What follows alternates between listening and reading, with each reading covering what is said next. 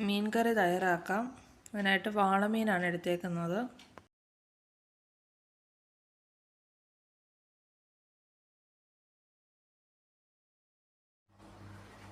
നമ്മൾ ചട്ടി വെച്ച് കൊടുത്തത് ചൂടായി വന്നിട്ടുണ്ട്. ഇതിലേക്ക് വെളിച്ചെണ്ണ ഒഴിച്ച് കൊടുക്കാം.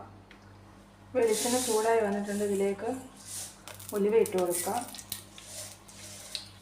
ഉലുവ ഒന്ന് പൊട്ടി വരുമ്പോഴത്തേക്ക് ഇഞ്ചി, വെളുത്തുള്ളി, ചെറിയ ഉള്ളി അരിഞ്ഞത് ചേർത്ത് കൊടുക്കാം.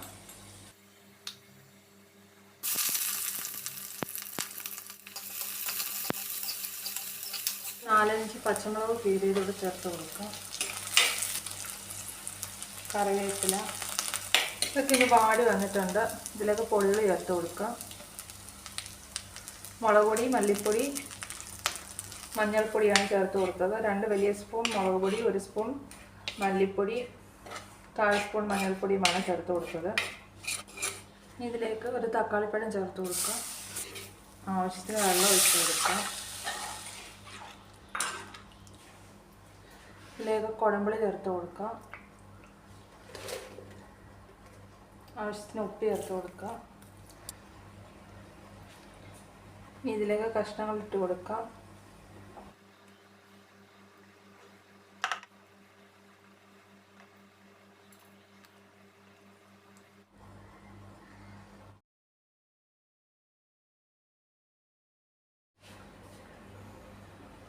നമ്മുടെ ബാക്കിയുള്ള മീൻ കഷ്ണങ്ങളൊന്നും വറുത്തെടുക്കാനെ കൊണ്ട് മസാലയെല്ലാം ഒന്ന് പരട്ടി വെക്കാം. മീൻകറിയൊക്കെ പറ്റി വന്നിട്ടുണ്ട്. അല്പം കറിവേപ്പിലയും കൂടെ അതിൻ്റെ മണ്ടയിലോട്ടൊന്ന് ഇട്ട് കൊടുക്കാം.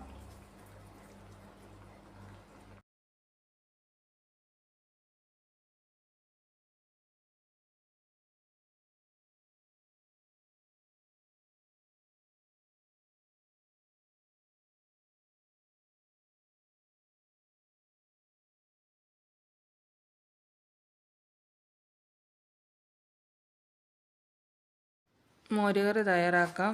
തേങ്ങയൊന്നും അരയ്ക്കുന്നില്ല.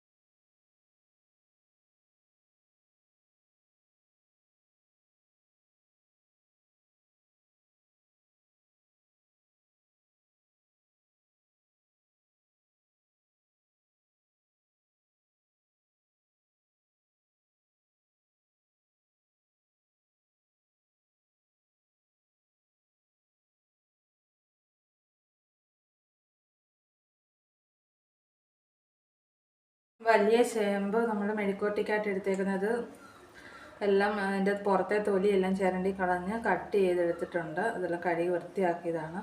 ഇത് നമുക്ക് മെഴുക്കുവരട്ടി തയ്യാറാക്കാം.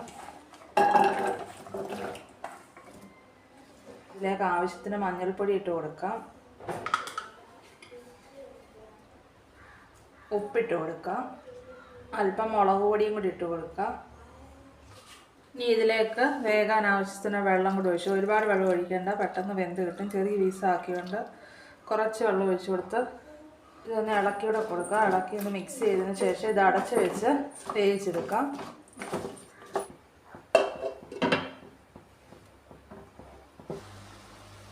ഇതിൻ്റെ വെള്ളമൊക്കെ പറ്റി വന്നിട്ടുണ്ട്. മെഴുക്കുവരട്ടി തയ്യാറാക്കാൻ നമ്മളൊരു പാൻ വെച്ചിട്ടുണ്ട്. ഇതിലേക്ക് ആവശ്യത്തിന് ഓയിൽ ഒഴിച്ച് കൊടുക്കാം. ചേമ്പ് അങ്ങിട്ട് കൊടുത്താൽ മതി. ഇപ്പം മഞ്ഞൾപ്പൊടിയൊക്കെ ചേർത്ത് നമ്മൾ പ്രത്യേകം വേറൊന്നും ചേർക്കുന്നില്ല.